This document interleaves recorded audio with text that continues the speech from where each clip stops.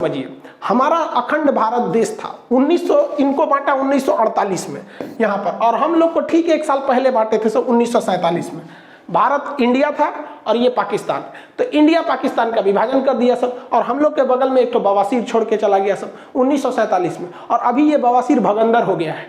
आप खुद समझिए, क्या ये लड़ाई हम लोग के बीच की जो इंडिया पाकिस्तान का इंटेंशन है, इतना मतलब बॉर्डर डिस्प्यूट रहता है, खास करके इजराइल और फिलिस्तीनी विवाद कहां से शुरू हुआ? पहले इजराइल कहां था और इजराइल को किसने कहां बसाया? और इजराइल और फिलिस्तीन में जो विवाद होते रहते हैं वो किस कारणों से होते रहते हैं? आइए एक वीडियो देखते हैं। वीडियो है खान सर का, उन्हीं के भाषा में हम समझने की कोशिश करते हैं। जय हिंद। हमेशा से विवादों में रहा इजराइल और फिलिस्तीन का जो विवाद है वो फिर से गर्मा गया। इसमें किसकी ज़्यादा गलती है, इजराइल की है या फिलिस्तीन की है? इसमें हमास कौन होता है, गाजा पट्टी क्या है, वेस्टर्न बैंक जेरूसलम पे विवाद क्यों हो रहा है, और इसमें कौन सही है, और भारत को किसका साथ देना चाहिए और किसका नहीं देना चाहिए, इससे भारत पर क्या असर पड़ेगा, इसको हम समझते हैं। देखिए, जो इजराइल और फिलिस्तीन है ये मिडिल ईस्ट में आते हैं सब। मिडिल ईस्ट एशिया का लास्ट हो जाता है, ये वाला एरिया हो जाता है। तो आप देख सकते हैं भारत से दूरी भी अच्छी खासी है। ये एरिया पूरी तरह से मुस्लिम कंट्रीज के बीच में है यहाँ पर, और यहाँ इजराइल है इसी के बीच में। इसको अगर पास करके हम इस एरिया को देखते हैं यहाँ से, तो आप इस तरह से देखेंगे, ये हमारा इंडिया हो गया, इंडिया से पाकिस्तान, ईरान, और उसके बाद ये वाला एरिया आ जाता है इजराइल का। इजराइल इसी में है आपका फिलिस्तीन। हालांकि पहले ये फिलिस्तीन था, उसके ऊपर इजराइल को बसाया गया। तो स्टार्टिंग से वहाँ पर जो कंट्री थी वो फिलिस्तीन थी। हालांकि वहाँ पहले से भी यहूदी लोग रहते थे, बट एक देश का कंसेप्ट उनके पास नहीं था। वो वहाँ रहते थे, बहुत कम संख्या में रहते थे। अब देखिए, ये सारे खेल के पीछे ये इंग्लैंड वाले हैं सब। ये ससुरे क्या बोलेंगे सब किसी को नहीं पता है, और हम लोग से बेहतर इनको कौन जानता है। हम लोगों के ऊपर इन्होंने 200 साल तक शासन किया है। जलियांवाला बाग से हत्याकांड से लेकर, चाहे वो फांसी देना हुआ भगत सिंह को, चाहे वो सेलुलर जेल हुआ, हम लोग इनकी पूरी तरह रहन से वाकिफ है। द्वितीय विश्व युद्ध चालू हुआ तो इन लोगों ने कुछ ऐसे सरदर्द दे गए हैं जो दुनिया में कभी खत्म नहीं होंगे। मिडिल ईस्ट में क्या किया इन लोग ने, जहां पहले फिलिस्तीन था, फिलिस्तीन को बांट दिया, कहा कि भैया इजराइल भी रहेगा और फिलिस्तीन भी रहेगा। दो देश यहाँ बना दिया, इजराइल और फिलिस्तीन। कहाँ बैठे बैठे इन लोगों ने, लंदन में बैठ गए। कोई चीज अच्छी आ रही है तोरे बारे में बोल रहे हैं, सुनो ध्यान से। ये दो भाग में यहाँ बांट दिया, और हमेशा से ये लड़ाई होती है। और ये लड़ाई किस तरह से, आप अपने पे समझिए। हमारा अखंड भारत देश था 1900, इनको बांटा 1948 में यहाँ पर, और हम लोग को ठीक एक साल पहले बांटे थे सब 1947 में। भारत इंडिया था और ये पाकिस्तान, तो इंडिया पाकिस्तान का विभाजन कर दिया सब, और हम लोग के बगल में एक तो बवासीर छोड़ के चला गया सब 1947 में, और अभी ये बवासीर भगंदर हो गया है। आप खुद समझिए, क्या ये लड़ाई हम लोग के बीच की जो इंडिया पाकिस्तान का इंटेंशन है, इतना मतलब बॉर्डर डिस्प्यूट रहता है, खास करके कश्मीर इशू को, टेररिस्ट आतंकवाद को लेकर, कभी सॉल्व होने वाला लगता है? नहीं लगता है। ऐसे ही इन लोगों ने यहाँ किया। अब हम लोग को इस कचड़े में पड़ना नहीं है। पहले आप समझिए कि ये लड़ाई जानबूझ के लड़ाई जा रही है ताकि ये और अमेरिका वाले लोग हथियार बेच सके, वरना भारत पाकिस्तान में इन्हीं लोग का देन है। और अगले साल यहाँ पे देन है, देखिए IP यहाँ पे इजराइल फिलिस्तीन, और IP इंडिया पाकिस्तान। ये सब बैठ के कहाँ से हो रहा था, लंदन से। ससुरा IPL खेल दिया सभी से, बहुत होशियार है सब। तो आप पर्दे के पीछे के सीन को समझिए, चल क्या रहा है। जो अभी हो रहा है इसको मत देखिए, उसे देखिए जो नहीं दिख रहा है। अब 1948 में जो देश था ही नहीं, वहां पे आप कहिएगा कि यहाँ विभाजन होगा, यहाँ इजराइल भी रहेगा, तो बवाल होगा। तो इन अंग्रेजों ने क्या किया था, द्वितीय विश्व युद्ध के दौरान ये लोग जहां मार करते थे वहां पर इन्होंने अपना एक मुखौटा रख दिया था, उसका नाम है UNO। आज भी ये UNO फेमस है किसी भी चीज को बर्बाद करने के लिए। 1948 का हम लोग का कश्मीर इशू अभी तक इस गधे से सॉल्व नहीं हो रहा है। इतना पागल संस्था है कि किसी चीज को ये चौपट कर देगा UNO में। तो जानबूझ के इन्होंने मुसलमानों से कहा कि चलो चलो तुमको हम UNO में ले जाते, वही फैसला करेगा। बचपन में आप कहानी सुने होंगे कि किसी ब्रेड के लिए दो बिल्ली लड़ रही थी, तो बंदर आया उनको फैसला करने, सारा ब्रेड अपने खा लिया। तो UNO ने कहा कि देखो भैया, जो बेल्फोर डिक्लेरेशन है उसके तहत इजराइल बनेगी, और इसने एक मील आयोग को बना दिया, और इसने कहा कि देखो भैया इजराइल बन जाएगा। और इजराइल की स्थापना कर दिया 14 मई 1998 को। इस दिन इजराइल की स्थापना हो गई। जो फिलिस्तीन पूरा फिलिस्तीनियों का था, जो मतलब वहां मुस्लिम लोग रहते थे, उसको इन्होंने डिवाइड कर दिया 1948 में। और क्या कर दिया, 48% दिया फिलिस्तीन को, 48% फिलिस्तीन को दिया, 44% इजराइल को दिया। यहाँ पर देखिए, जबकि इजराइल का यहाँ पे उस समय तक नहीं था यहाँ पे। उसके बाद क्या किया, जेरूसलम जो राजधानी थी उसको कहा कि देखो, ना ये फिलिस्तीन की राजधानी रहेगी, ना ये इजराइल की राजधानी रहेगी, ये UNO के कंट्रोल में रहेगा। 8% का एरिया यूएनओ के कंट्रोल में। जैसे ये बात हुआ, अरब देशों ने कहा कि हम ये होने नहीं देंगे, फिलिस्तीन ने कहा कि ऐसा कभी नहीं हो सकता है, मार होगा, ससुरा स्टार्टिंग स्थापना हुआ, युद्ध चालू हो गया। वो तो भारत भी झेल चुका है, 1947 में आज़ाद हुए, मार हो गया। पहली लड़ाई 1947-48 की थी हम लोग की, वही इसके साथ हुआ। इजराइल ने इन लोग को पकड़ के धो दिया, 6 देश आए थे लोग मारने, सबको पकड़ के धो दिया। रीजन क्या है कि ये लोग जो अरब देश के मुस्लिम कंट्री थे, ये जंग लड़ रहे थे जंग को जीतने के लिए, जबकि इजराइल के यहूदी लोग जंग लड़ रहे थे अपना अस्तित्व बचाने के लिए। उन्हें पता था कि अगर ये युद्ध हारेंगे तो हम ये युद्ध नहीं हारेंगे, ये पृथ्वी हार जाएंगे, फिर हमें कोई पूछने वाला नहीं है, इसलिए वो युद्ध को जीत गए। अब यहाँ पर यूएनओ को क्या मतलब बना कि जेरूशलम पर अपना कब्जा रखने का? तो इसके लिए कारण है जेरूशलम 3 धर्मों का पवित्र स्थल है।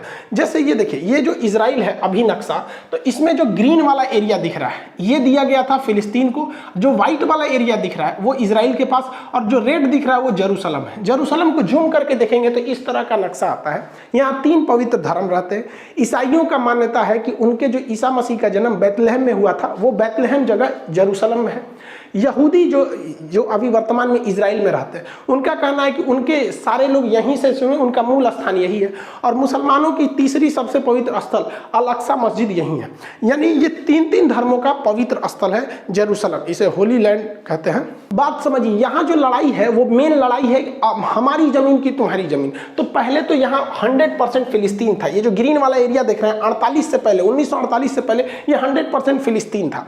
बाद में आप देखेंगे 1948 में यूएनओ ने इसका पार्टीशन किया, तो अब देखिए ये ग्रीन वाला फिलिस्तीन ऐसा रह गया। और जानबूझ के यूएनओ ने एक ऐसा ड्रामा रचा कि आगे जाके लड़ाई होगी। देखिए, आधा फिलिस्तीन यहाँ दिया है, थोड़ा सा यहाँ दे दिया है, बीच में पतला रास्ता दिया है, थोड़ा सा यहाँ दिया है, बीच में पतला रास्ता दिया। इन लोग का पहले से प्लान था। ऐसे ही इन लोगों ने पाकिस्तान को बांटा था, एक और इधर पाकिस्तान, एक और इधर पाकिस्तान, जिसको आगे चल के हम लोगों ने बांग्लादेश में तोड़ दिया।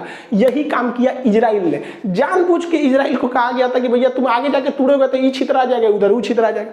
फिर अगले साल इजराइल ने ऊपर वाला घोट लिया। देखिए इजराइल खत्म, अब फिलिस्तीन यहाँ बच गया, यहाँ बच गया। उसके बाद धीरे धीरे देखिए इसमें भी धीरे धीरे कब्जा करना इजराइल चालू कर दिया। तो इजराइल ले दे के 12% फिलिस्तीन बचा है। तो जो फिलिस्तीन पहले 100% था, अभी वो 12% है, और पूरा इजराइल उस पर कब्जा कर रहा है। तो फिलिस्तीनियों का एक तो मेंटली भाई किसी का भी मोरल गिरेगा कि नहीं कि हमारा देश तुम हम ही को पीट रहा है। और इजराइल ने अलग अलग नियम बना रखा है। फिलिस्तीन के लोग हथियार नहीं रख सकते, एयरफोर्स नहीं रख सकते, आर्मी नहीं रख सकते, ये लोग मतलब नेवी नहीं रख सकते, और ये सब कुछ रखता है इजराइल। और जो हमला हो रहा है वो बेसिकली हमला इस गाजा पट्टी से हो रहा है, अभी आगे समझाएंगे। वो भी हमला हो रहा है और वो हमास कर रही है, आर्मी नहीं कर रही है। हमास वहां के हिसाब से एक आतंकवादी संगठन है, इजराइल के हिसाब से वो हमला कर रही है, न कि फिलिस्तीन की आर्मी। फिलिस्तीन वालों के पास पत्थर रहता है मारने के लिए, और हमास जो है आतंकवादी संगठन, वो रॉकेट मारता है। ओवरऑल आप कंसेप्ट समझिए, इजराइल जानता है कि ये लोग कमजोर देश है, इन्हें उत्तेजना दिलाओ, और जैसे ये लड़ने के लिए आएंगे मारो, भयानक जमीन कब्जा लो। और ये लोग समझेंगे नहीं, ये लोग ताव में आ जाएंगे तुरंत।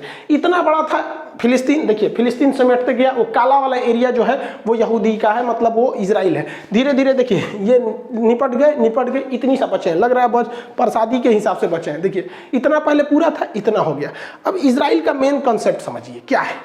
इजराइल कहता है कि भाई फिलिस्तीन वालों को हम तोरा उकसाएंगे, कोचेंगे, और तू कोचा जाएगा, तू आएगा पत्थर मार दे, हम फोड़ देंगे, तुमको तबाही करेंगे। हमास खूब से खूब करेगा तो गली मोहल्ले पे हमला कर देगा, कार और जला देगा, यही रॉकेट में करेगा। और उसके बाद से उसके पास एयरफोर्स है, वो आएगी, मारेगी और जमीन कब्जा करेगी। जब जब लड़ाई हुआ है तब तक हार फिलिस्तीनियों की हुई है और उत्तेजना होगी यहाँ पर। अब इसका मेन कारण कहाँ से हुआ, इसको समझते हैं हम लोग। देखिए मुसलमानों में ना 3 पवित्र स्थल है, जिसको आप 2 ठो को जानते हैं। जैसे कॉमन लोग यही मतलब फेमस है, एक मक्का और एक मदीना।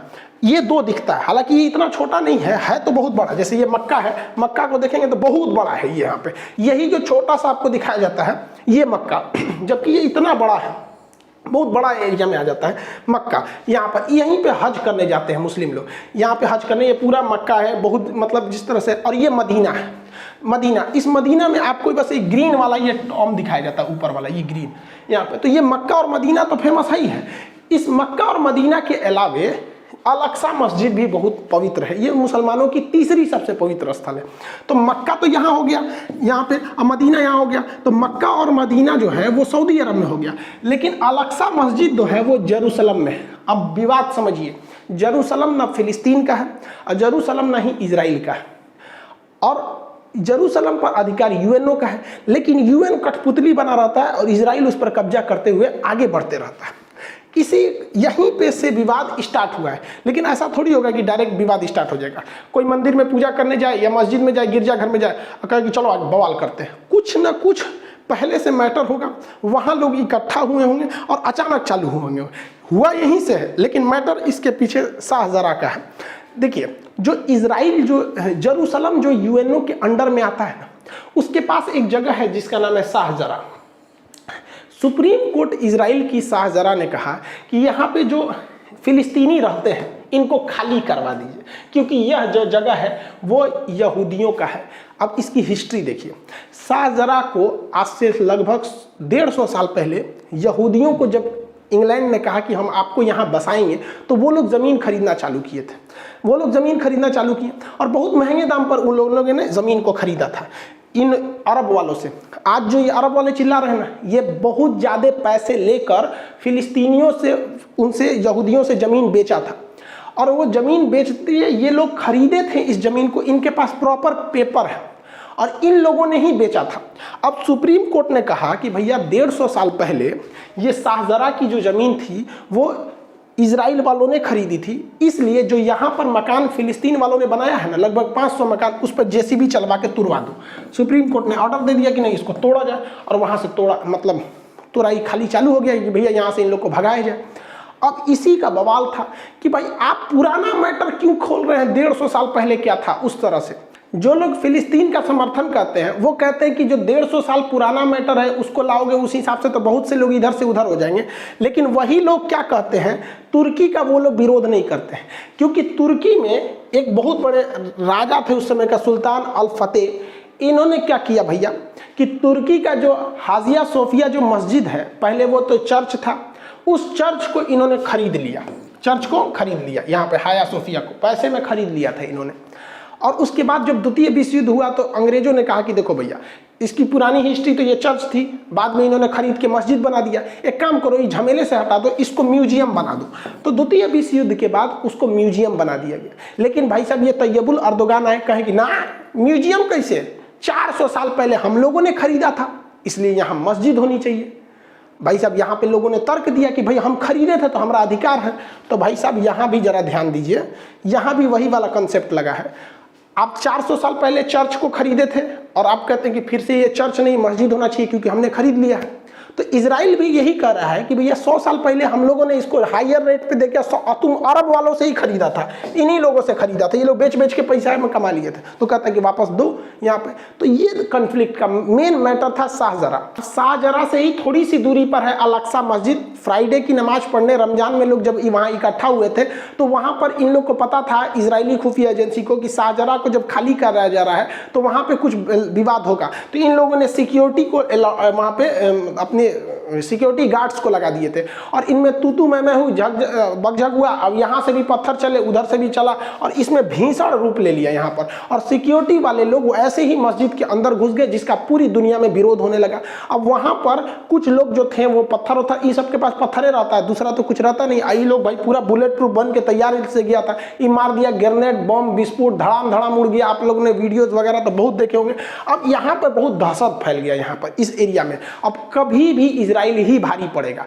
जिन आप कितना चिल्ला लीजिएगा, इन सेना के आगे आम आदमी नहीं टिकेगा। और इस घटना के बाद जो यहाँ पर घटना हुई, बेंजामिन नेतन्याहू पूरी तरह घिर गए। अब यहाँ इजराइल डबल संकट से जूझ रहा है। देखिए, इजराइल पर इंटरनेशनल दबाव इतना ज्यादा आने लगा। यूएनओ ने दबाव बनाया कि वो भैया वो एरिया मेरे अंडर में आता है, तुम काहे वहां घुस गया है। भारत ने भी इवन की न्यूट्रल रहते हुए कहा कि इजराइल को यथास्थिति बना के रखनी चाहिए। अब पूरी तरह से इंटरनेशनल बवाल वहां हो गया। और इस घटना के बाद इजराइल में भी लगभग 14% आबादी मुस्लिम की है। इजराइल की आबादी मुश्किल से 1 करोड़ है, 1 करोड़ से भी कम है यहाँ पे, जिसमें आपका 16 से 17 लाख, 1 करोड़ में 16 से 17 लाख उसमें मुस्लिम भी रहते हैं। अब वो लोग भी विरोध करने लगे हैं क्योंकि ये मैटर राजनीतिक ना होकर धार्मिक स्थान को लेकर था, इसलिए विरोध होने लगा वहां पे। अब इजराइल अंदर में भी समस्या को झेल रहा है कि वहां भी बड़े पैमाने पे विरोध, मार काट, दंगे हो गए हैं अंदर वहां पे भी। तो अंदर भी झेल रहा है और बाहर भी झेल रहा है। दूसरा कि अभी इजराइल में फुल टू सरकार नहीं है। बेंजामिन नेतन्याहू भी अभी वहां चुनाव के जो मतलब रोके गए हैं ये फुल टू नहीं है वहां पर चुनाव को लेकर, क्योंकि कोरोना वगैरह को लेकर काफी राजनीतिक संकट थी। अब भारत इसमें क्या कर सकता है, पूरी दुनिया मतलब इसका विरोध कर रही है। अब इसमें एंट्री होती है हमास की। इजराइल का एक पुराना धर्रा रखा है, बस थोड़ा हम हर बात पे। खान सर का वीडियो देख के आपको कैसा लगा, इस पर आप क्या राय देना चाहते हैं, कमेंट में बॉक्स में जरूर बताइएगा। नमस्कार।